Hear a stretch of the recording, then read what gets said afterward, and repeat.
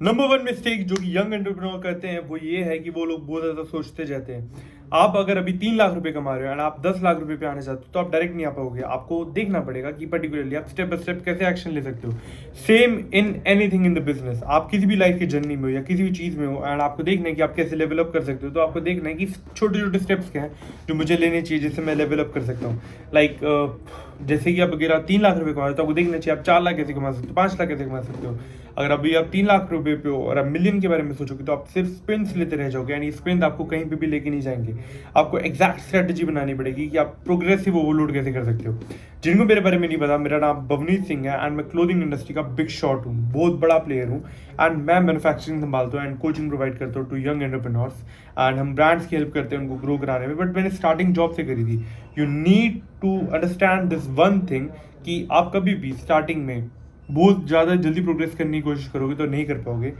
Progress fastest way में किल हो जाती है, बट स्लोली अगर आप मूव करोगे, डेली डेली थोड़ी थोड़ी चीज़ें इंप्रूव करोगे तो आपको ये पता चलेगा कि आप एक लॉन्ग टर्म में बहुत अच्छा प्रोग्रेस कर रहे हो। आपको चीज़ें लॉन्ग टर्म के परस्पेक्टिव से देखनी पड़ेगी।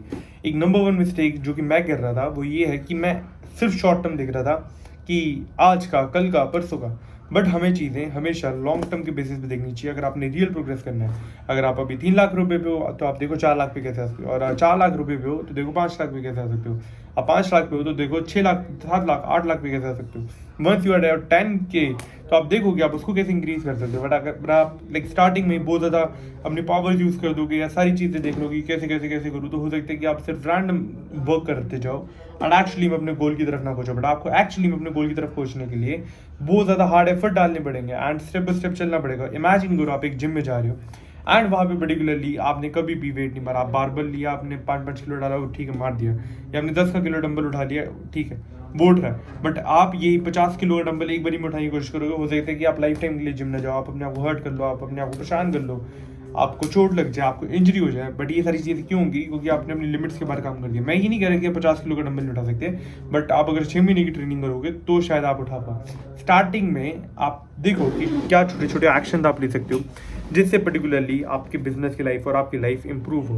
एंड स्टडी ग्रोथ के थ्रू आप ये सारी चीज़ें एक स्नोबॉल इफेक्ट क्रिएट कर सकते हो जो कि कंपाउंड कंपाउंड कंपाउंड कंपाउंड होके आपको बिग रिजल्ट्स ला के देगी।